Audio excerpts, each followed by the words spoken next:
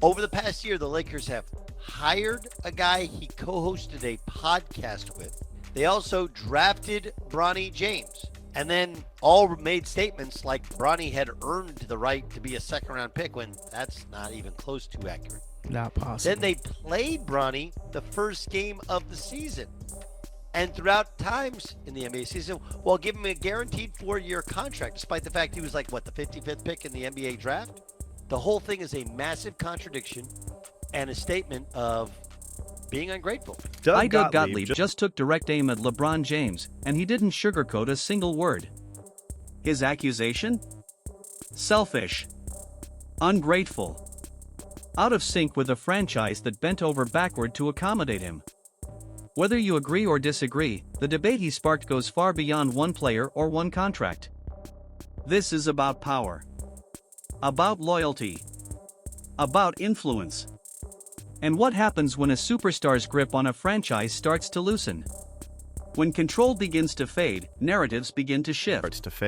Rich Paul was the guy who LeBron met, I think, selling jerseys out of the back of his car, right? So he's part of, started from the bottom, now we're here. So what do you think?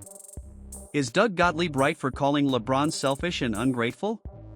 Or is this just another media attack on an all-time legend? Drop your take in the comments, let's debate it. Does LeBron still put winning above everything else? Or has the narrative finally caught up to him? He had this statement to ESPN. LeBron wants to compete for a championship, Paul told ESPN. He knows the Lakers are building for the future. He understands that, but he values a realistic chance at winning it all. We're very appreciative of the partnership that we've had for 8 years with Jeanie and Rob Pelinka and consider the Lakers as a critical part of his career.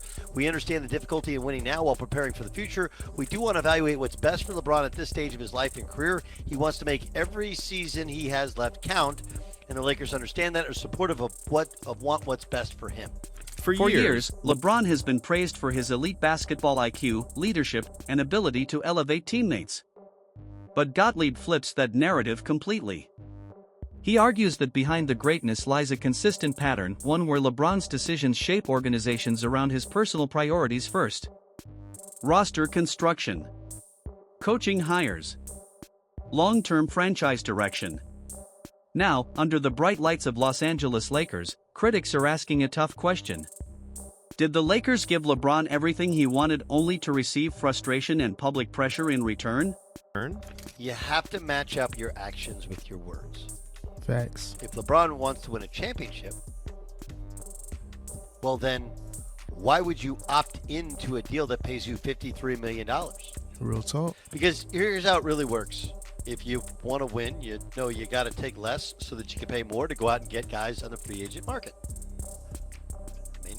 And if you want to guarantee yourself a big fat paycheck, what you can do is you can backload a contract, do it as a player-only option, and you play a year with the Lakers. And oh yeah, by the way, if it doesn't work out, you want to retire. You had them buy their way out of an opt-out or whatever, or you go somewhere next year. There's a million different things you can do. One of the biggest controversies centers on influence. The Lakers hired a head coach. LeBron reportedly had strong podcast chemistry with J.J. Redick. They drafted his son, Bronny James. They repeatedly reshaped the roster to fit his championship timeline.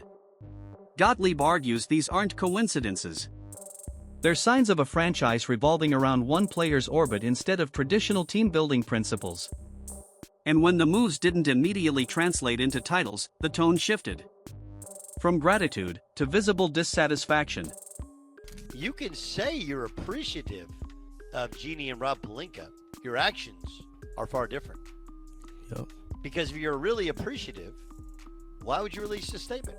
If you really want to win a championship, why'd you release a statement? How it lands on me is poorly because it feels like the Lakers, and LeBron has talked about it. He always couches it with I understand. Now we're building around Luka. This is LeBron James and Rich Paul pouting and trying to exert some sort of leverage that doesn't actually exist. This is no different than LeBron when he was leaving Cleveland the second time, leaking out there that could be interested in the San Antonio Spurs, who had no interest in LeBron James. Wasn't happening. Because you can say, hey, we're really appreciative, but the reality is, are you? At the heart of this discussion is LeBron's longtime agent, Rich Paul, and his powerhouse agency, Clutch Sports Group. Together, they've built one of the most influential player-agent partnerships in modern sports. They've shaped contracts, orchestrated blockbuster moves, and redefined how superstars interact with franchises. But Gottlieb suggests that power works both ways. When a player publicly emphasizes the desire to compete for championships while opting into a contract worth over $50 million, it raises eyebrows across the league. The financial side is where criticism intensifies. In the NBA's salary cap system, every dollar counts. Gottlieb's argument is simple. If winning is truly the priority, sacrifices follow. Take less money. Create cap flexibility. Make room for elite talent. That's the formula many legends have followed in the past. So when LeBron secures the full salary while the roster struggles to add championship-level pieces, critics see a disconnect between the message and the move. Actions. Let me make this clear. Over the past year, just the past year alone, we'll make it 13 months a year. Is that okay? Over the past year, the Lakers have hired a guy he co-hosted a podcast with as the head coach of the Lakers. And look, I get it. Like, I'm not that different from the JJ Redick hire. Okay? But it's the head coach of the Lakers, and they hired him. Okay. They also drafted LeBron James. And then all made statements like Bronny had earned the right to be a second-round pick when that's not even close to accurate. Not possible. Then they played Bronny the first game of the season. And throughout times in the NBA season, while giving him a guaranteed 4-year contract, despite the fact he was like, the 55th pick in the NBA draft? So the worst thing they did, and then if you predate that, they went out and got Anthony Davis. They overpaid for Anthony Davis. Why? He was a Rich Paul client. And when they struck out the first time around, they went back in the offseason and went after him and got him. Overpaid for him. Remember, they got Russell Westbrook on the LA Lakers. Why? They were going to get DeMar DeRozan.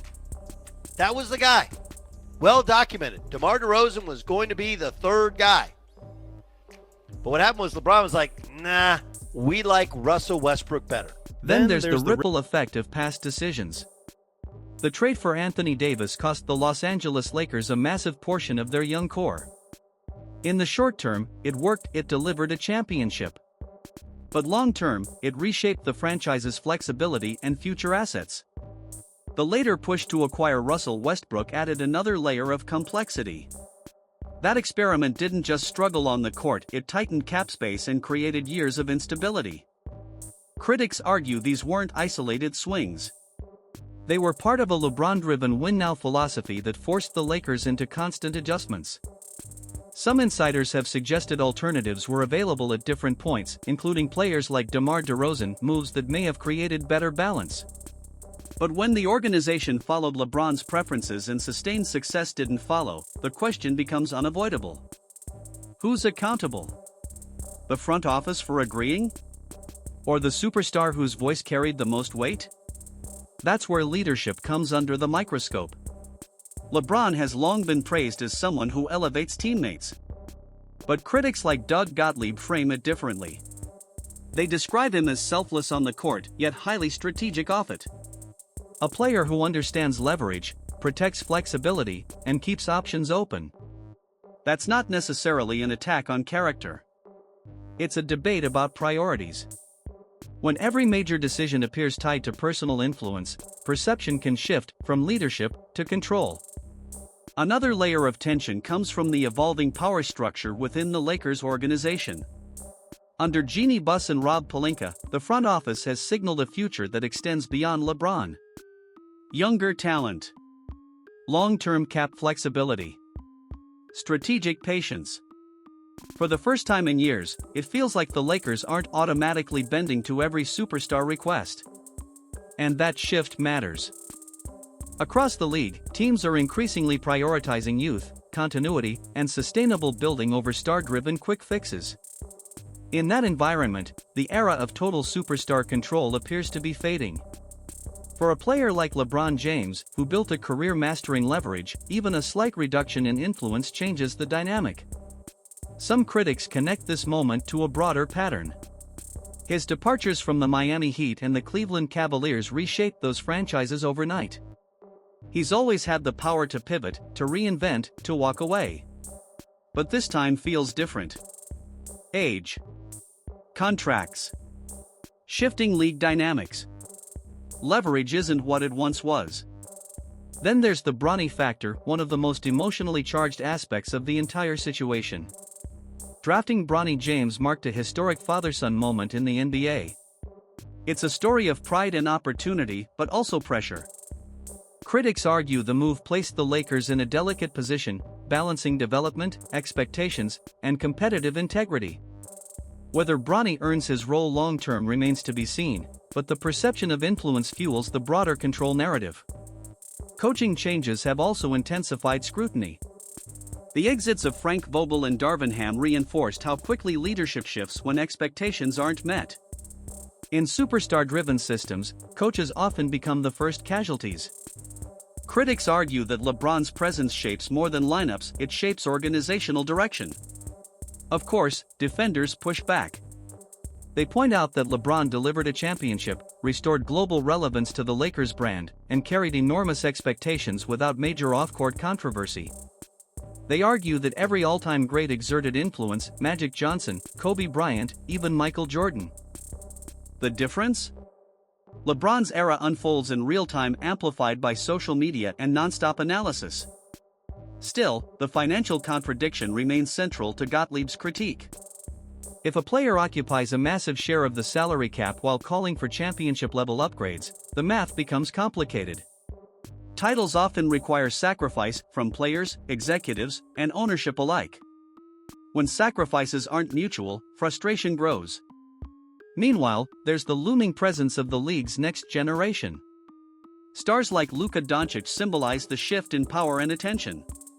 As younger players take center stage, the league naturally transitions. For veterans, that shift can feel abrupt. For critics, it signals the closing of an era. Ultimately, this controversy reflects the complexity of modern sports. Superstars carry immense influence. Franchises depend on them for relevance and revenue. Agents shape negotiations. Media amplifies every move. Fans interpret everything through loyalty and legacy. In that ecosystem, even one contract decision can spark debates about character, leadership, and appreciation. For critics like Gottlieb, the issue isn't just basketball, it's gratitude. The argument is that the Lakers offered extraordinary accommodations, roster input, coaching influence, personal milestones. If public messaging still signals dissatisfaction, perception becomes powerful. Fair or not, that perception is sticking. As LeBron enters the later chapters of his career, every decision feels magnified. He's no longer just chasing wins, he's shaping how history will remember him. Is he the ultimate team player? Or the ultimate power player? Depending on perspective, he may be both. He's built contenders, delivered championships, and redefined player empowerment. But he's also operated with a level of control rarely seen in sports history. And as the Lakers chart their future, every game, every roster move, every statement will feed this narrative.